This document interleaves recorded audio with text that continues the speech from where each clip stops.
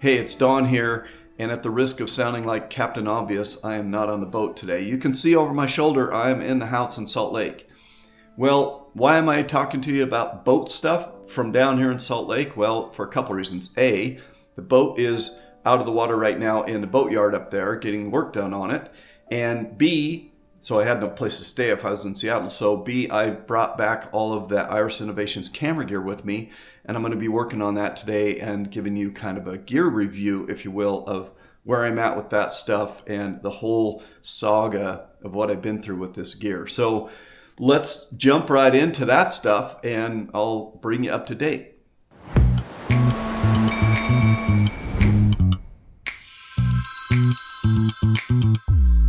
All right, well, I didn't really set out with my mission in life being to do a gear review of this stuff. I mean, I was kind of hoping I would be able to unbox it and hook it all up and show you how it worked on the boat and then move on with life.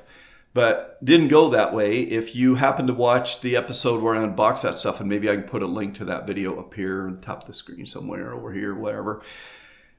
It didn't work when I unboxed it. I had really a difficult time getting it to work. And so it has turned into this whole saga of disappointing customer service and equipment that I couldn't figure out and so forth. And so at the end of the day, I got to say I'm giving this stuff less than a positive recommendation. Now, that said, I do think it's important to be honest and objective about this kind of stuff if you're going to be talking about someone's livelihood. And so that's what my intent is going to be with this video. What I'm going to do is I'm going to walk you through one more time, just briefly, an overview of the gear itself. And then I'm going to show you where I'm currently at with it. And I'm going to give you the whole timeline of this experience. I'm going to show you how much I paid for this stuff. And I'm going to just make my case for why I'm not going to recommend you spend your money on this gear. So here we go. I hope I don't wind up with a bunch of lawyers chasing me down the street when this is all said and done. But I'm not gonna. There's gonna be no hyperbole. I'm just gonna tell you the facts the way I experienced them. So let's review the facts. I'm gonna start with a detailed examination of this gear itself, and I'm gonna tell you what I'm okay with about it and what I don't like. So let's jump into the gear itself and go through the components. All right, the first piece of equipment I'm going to introduce you to, and I know I did all this in that other video, but just in case you didn't watch it, is the interface box itself. So this is the brains of the system, okay? And as you can see, there's only one side of this thing that has connectors on it. The positive about all these connectors is they are, looks like marine grade connectors where you can screw most of your connections in to seal them up. One of the things I think is pretty shoddy about this piece of equipment is the labeling for all the ports. If we spin this around here, you can see that as we start over here on the right, the 12 volt label lines up with the 12 volt port. And then we got the RS485 port here, which is kind of close to this port. Then the network port is right here, and that label lines up just fine with that. But now from here on out, none of these labels line up, the rest of these ports. So, and this isn't mission critical, obviously, but it's kind of annoying to me, and it just smacks of someone not paying attention to what they're doing. So if we look here, here's the HTML5 interface for the controllers, and that label's pointing out here, the port is here, we're off by about 1/2 inch. Then we come over here, now here's our pointer for our USB port, and here's our USB port. And it gets worse, here's our HDMI pointer, and here's our HDMI port, so we're 1 inch off from that one. And then our final USB port here for configuring the thing with a mouse or a keyboard is off a little bit. But I don't know, does that bother anyone else? Because it bothers me. You can see how badly the labels line up with the ports there. And again, I don't understand why that is that way. My second problem with this piece of equipment is that's all you get. Okay, do you see any LEDs on there to indicate that this thing is powered up? There are none. Do you see any buttons like a factory reset button? There are none. This is how you can, screw it down, mount the things under these two little doors on the sides.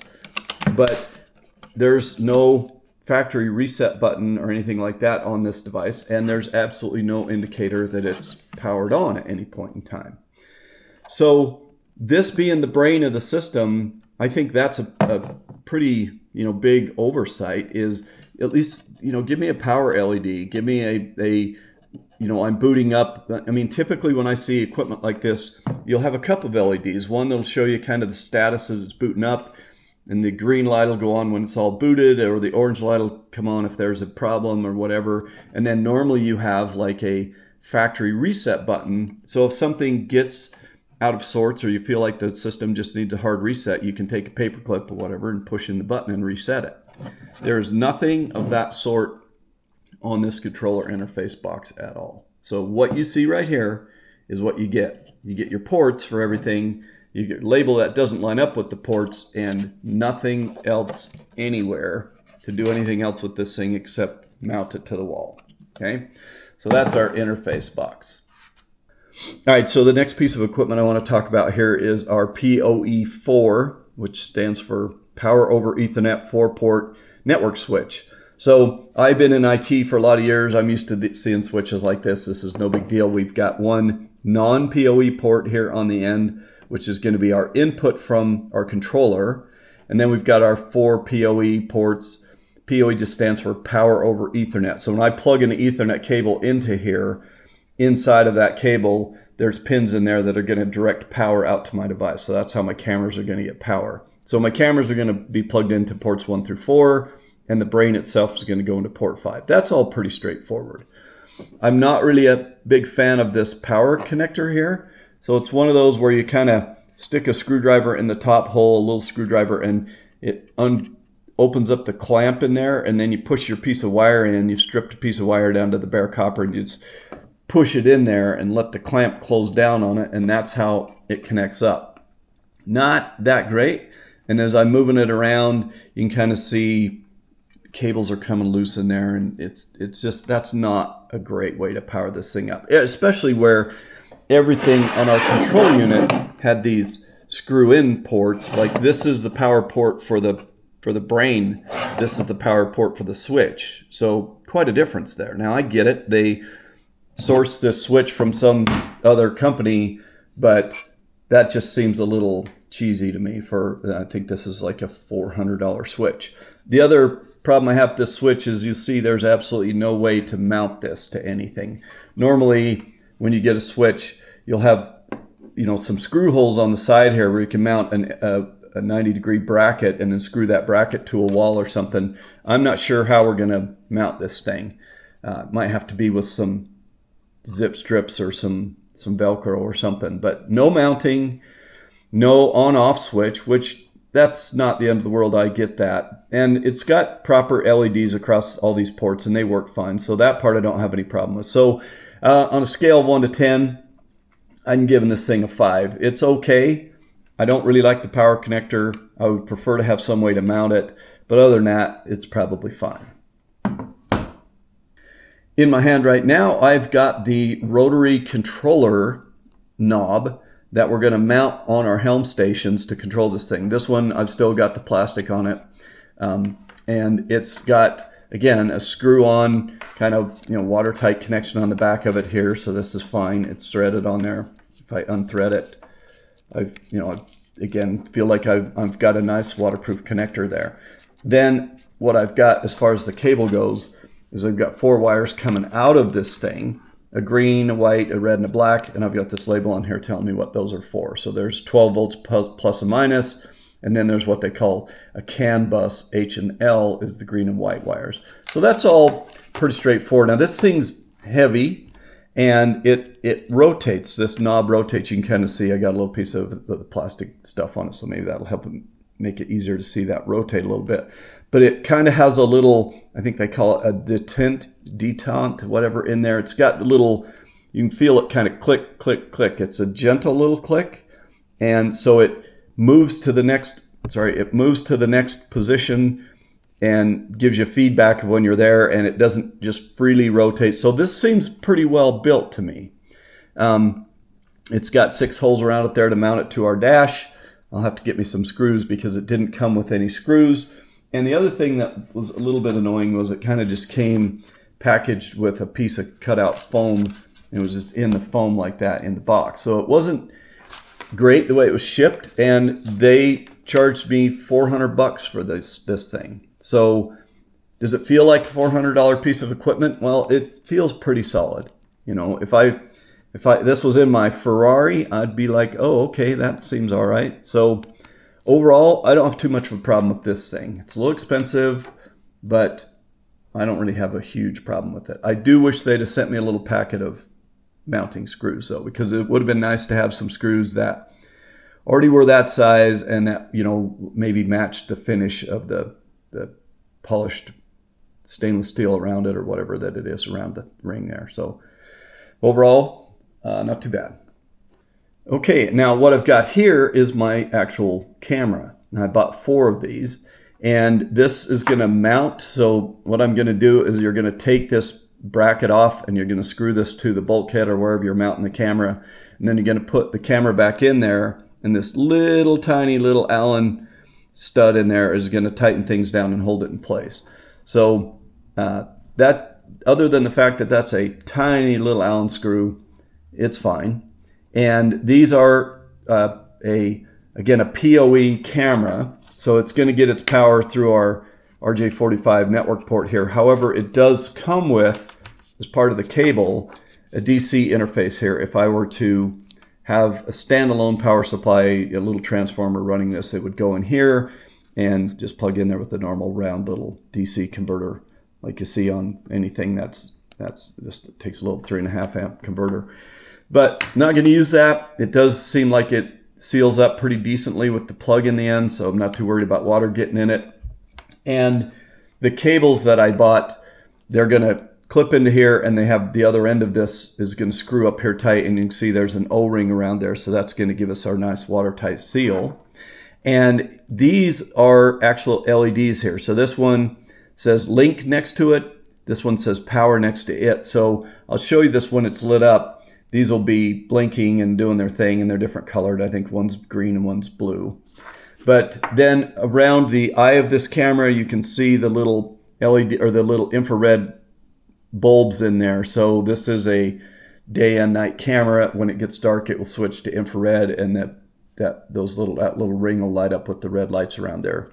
So I think these are going to go fine. They had a stainless steel version of these. The housing was made of stainless steel.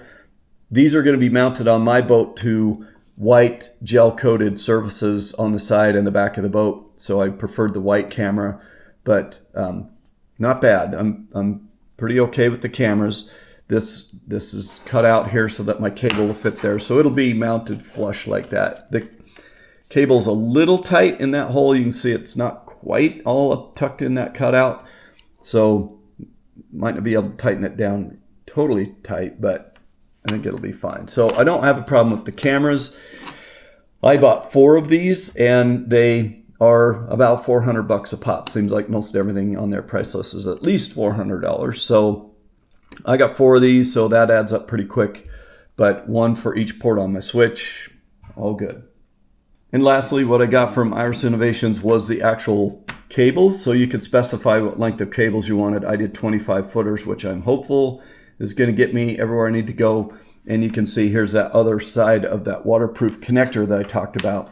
So if we look again at our connector on our camera itself, this is going to clip in there, and then you slide this up tight and twist it around, and it tightens up against there, and that gives us our seal. So right now this is sealed tight around the cable, and that becomes your waterproof connection for your RJ45 end, because this is basically going to be on the outside of the boat, out where things are getting wet all the time. Now, the one thing that Iris Innovations did not have was monitors. So their kind of standard way of doing things is you plug all this stuff in and hook it up to your chart plotter. But I've only got one chart plotter, and I didn't want to give up that real estate where I was, taken away from room for navigation screens by having camera screens on there. So what I did is I bought a couple of these little standalone monitors from a company called Beetronics. I think I just did a bunch of research on the internet until I found them. We've got an on-off switch on the top and our menu switches and all that for plus and minus for brightness. But then down on the bottom, this is powered by a 110 transformer. So I'm going to have 110 power for part of this, but these are going to be inside of the boat. And we got just an HDMI port, VGA, USB, AV, a couple of other ports here, but I'm going to be using the HDMI ports because that's what I have on my controller unit. So I'm basically taking the HDMI cable straight out of the monitor, going into here. Now I've got a splitter coming that should get here today that I'm going to put in there that's going to bring me out 2 HDMI cables so I can have 2 different monitors hooked up to this, because I'm going to have a monitor up on the upper helm station and a monitor on the lower helm station. And I've got 2 of the controller units as well. So I've got the one I showed you over here, and I've got one that I've got wired up. So I'm going to have one of these at the upper station, one of these at the lower station, and a monitor next to each of them. So that's the component pieces of this system. So I'm going to just quickly put the thing together and show you where we're at this point in time. So I'll plug stuff in, turn it on, we'll see what we got.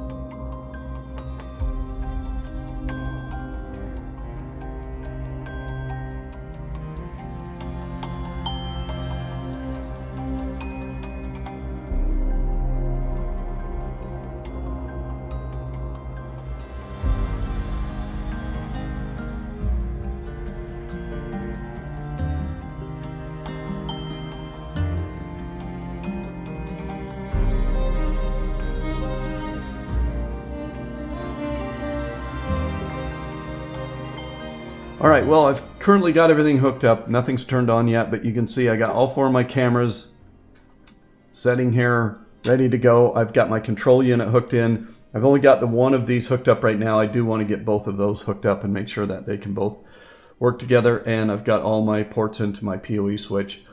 This is the cable they sent me for the connection between the control unit and the switch for the main input side. And this is a Cat6 flat cable, that's fine. But again, just nitpicking stuff here, but it seems like every other connector they sent me for the brain unit here screwed in. They didn't send me anything for the HDMI cable. I supplied that myself, but everything else was kind of made to screw in here, and then they just sent me this RJ45 cable to just clip in. So just again, indicative of kind of what I feel like is like a low level of care to make this a complete marine grade system.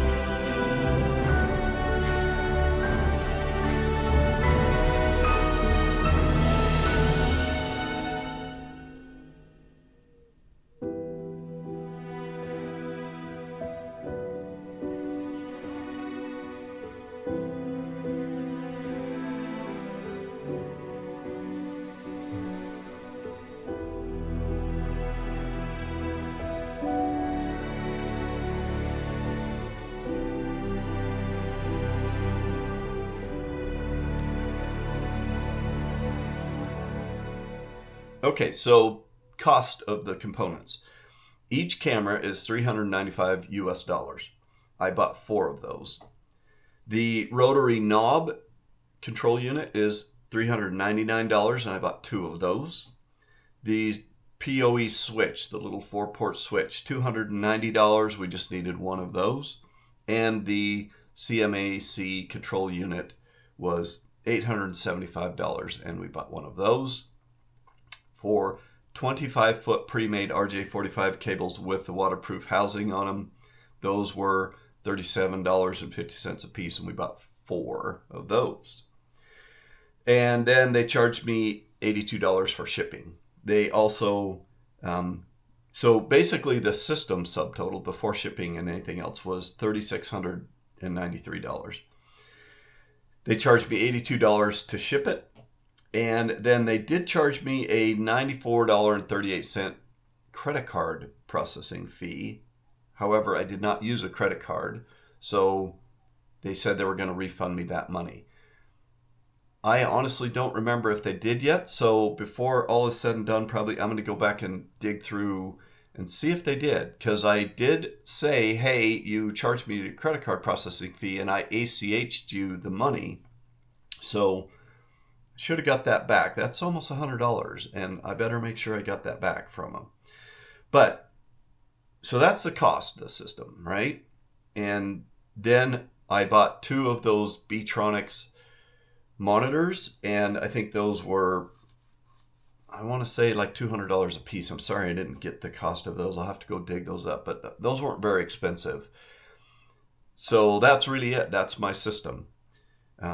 Pretty expensive, but again, what you got to remember is we're buying a marine grade system. So these are marine grade waterproof rough duty cameras, and the control unit and the PoE switch and all that is a 12-volt system. If you were buying this stuff from Costco, if you went down to Costco and bought a 4-camera system with an NVR, you buy the whole system for probably $499 or something like that.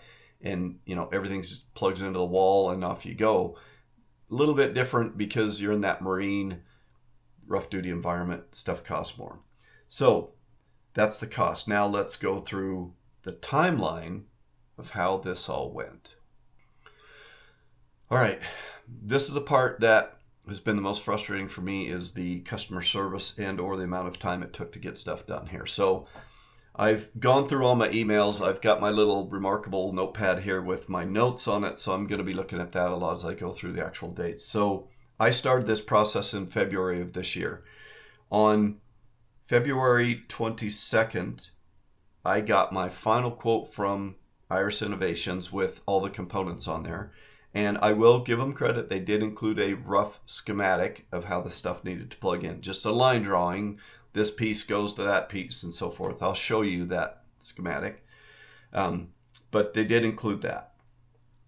So I sent off the money the next day on 23rd of February 2024. On the 5th of March, I was like, hey, did you get my payment? You know, I haven't heard anything. And on the 5th of March, I did get confirmation from the gal that was taking care of that they did receive my money. So from the 23rd of February, 6 days in February, 5 days in March, took 11 days to get them to confirm that they received payment that was done electronically, which goes the next day or 2 business days. So that took a little bit longer than I expected it to do. Then, so they confirmed they got the payment on the 5th. On the 19th of that same month, they emailed me and let me know that they had shipped the gear finally. So it took them, a week to say they had my money, and then another 2 weeks to put the pieces in a box and ship them out. And they did tell me when I was initially talking to them, all this stuff is in stock. We'll get it right out to you. So their version of getting it right out to me was 2 weeks from the date they confirmed they had received the payment until they actually could box the components up. Transit time, if they truly did send it out the door on the 19th of March, it did arrive here on the 27th of March. So that, took a few days, a week and a little bit to get it through customs and all that. I did have to go online at one point and tell DHL what it was, and it was kind of hung up in customs. So it took another week to get it here. So then I got it on the boat. I started working on it, and let me just scroll back up here in my notes. Okay, so I received it on the 27th. I set it up on the boat. I started doing my thing. It didn't, I struggled for a couple days, and I worked really hard to try to find a solution on my own. I looked on their website for better documentation. I searched around to see if anyone else had some of the same issues I had. I couldn't find anything. So finally, on the 9th of April, so now I started this in February, sent the money off in February. Now we're up to the 9th of April. That's when I put the call in to their main phone number and asked for technical support. And that's when I got the gal that answered the phone, who I think was the same person who was emailing me telling me that they did collect the payment. So far I've communicated with one person besides the two people I talked to on the pre-sales emails. And she said, okay, well, the one guy who is the really technical guy is on vacation, but I'll include the other guy. She sent those guys an email and said, hey, Dawn needs some help here. There was a little bit of back and forth with them going, what's your problem? And so I wrote a very detailed email, and I said, I did this step, I did this step, I did this step, and sent that off to them. And crickets. Nothing happened. I didn't hear anything back. Any further steps to try, anything like here's a document to go through this, nothing. So now you realize baked into a little bit of this timeline is I'm not on the boat full-time, live aboard yet. So, sometimes a week or two of the timeline is because I've come back to Salt Lake. So I am not blaming them for every day of time that's gone through now that we've started trying to troubleshoot the system. But on the 14th of May, so I reached out in April. I didn't get any real satisfaction. So on the 14th of May, I set the camera up and I did a very detailed walkthrough showing them exactly what I had done, showing them the results, showing them that I did have the cameras working when connected to a network, that I could see them from my laptop. I could use my monitor to do other things so I could prove the monitor was fine. I showed them how I was getting enough power through the control unit to light up the rotary controller. I showed them what the switch was doing. I went and got my own separate 110 volt PoE switch, make sure that it wasn't, that I could prove that stuff worked. I could make the cameras work through that switch, but not through the one they provided. And then I posted that little video up to YouTube. I left it as just a private video. I sent them the link, and I said, at the end of the video, I said, look, if this was my company and one of my customers was having this kind of a problem, I would be falling all over myself to get them a solution. And I said, that's what I expect from you guys, is I expect you to fix this. So sent the video off on the 14th of May. On the 27th of May, I got communication back from them saying, we've all reviewed your video. It got 4 views on YouTube. So one of them was me, making sure it looked okay. So the 3 people that so far I've been communicating with potentially all looked at that video. And that email on the 27th of May said, we're going to send you replacement equipment. Great. So that was 27th of May. All the rest of May goes by, all of June goes by. Most of July goes by. And again, I'm traveling back and forth. This isn't the highest priority to me, but and at this point, I've got a lot of stuff going on in the business, and so it fell off my radar a little bit. And I just kept expecting I'd go check the email every so often and think, well, I should be getting a response from those guys, like shipping equipment. I know it took them 2 weeks the first time when they were, getting paid for brand new equipment. So I expected it to take a little longer, but I didn't hear anything at all. Nothing. So on July 30th, so again, they told me on May 27th they were going to send me replacement gear. On July 30th, I called them, I emailed them back, and I said, guys, it's been 2 months. What are you doing? Are you going to ship me gear or not? Now, one of the guys that I've been communicating with sent me an email and said there'd been a death in the family, and so that was what was delaying the issue, and he was sorry and whatnot. So he was going to send me new stuff.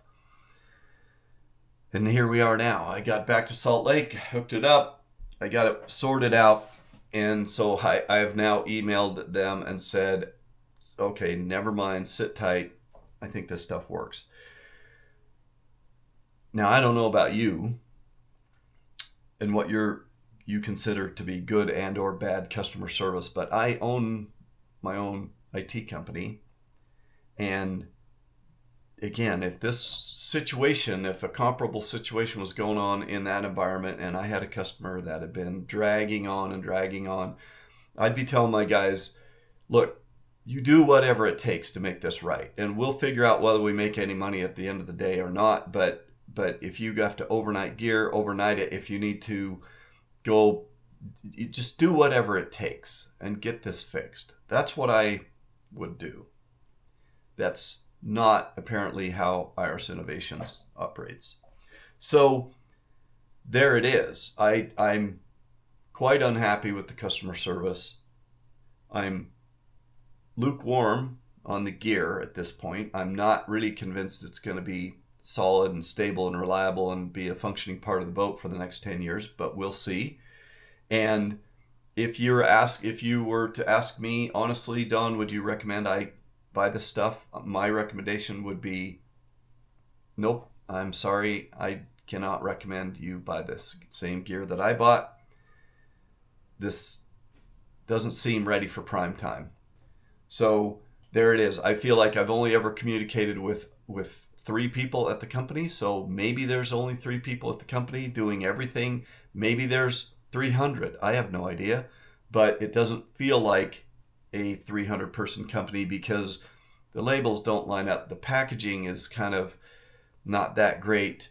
They when I first started trying to troubleshoot this, they were like, well, did we set your IP addresses based on what you told us to set them on? Or if not, then we left everything at DHCP. And I was like, hey, wait, hold on a second. No one asked me about IP addresses. I know IP addresses. I'm a network technician. I would have had a good answer for you if you would have asked me about how I want this system IP addressed. No one asked me. And then they told me, well, if we didn't ask you, then we left it all at DHCP. No, they didn't. They left it all statically assigned to IP addresses that they came up with. And as it turned out, on the camera boxes themselves, the cameras on the label had, in like 6-point font, an IP address printed on them. The control unit did not.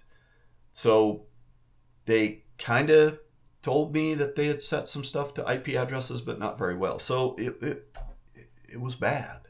It was bad. And that's my honest assessment of this gear. So there it is. I hope the lawyers aren't lining up right now to come chase me down. But if you're bringing them, you better bring it. Because I got the receipts, I got the emails, and these are the facts I'm just giving you right now. So there it is. I'm going to go have a cup of coffee.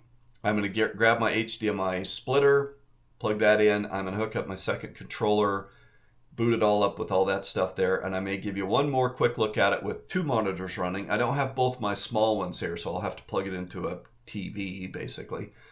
But I'll do that. And I do want to see how it behaves with both the controller units. You saw me playing around with those when it booted up. They work just fine. You tap the screen to change views, or you rotate the knob to go to an individual camera. That seems fine. I think that will be a good system. So some parts of this I was decently impressed with. Other parts I was pretty unsatisfied. So again, I'll probably just show you a quick recap of the thing with 2 monitors and 2 controllers, just so we don't leave anything hanging. And then if we do an episode 3 of this, it will be, I'll show you, I'll be back on the boat, mounting the cameras and getting them aimed properly and all that kind of stuff, and getting my monitor set up, and hopefully we'll be done with this system and we can get on to other things.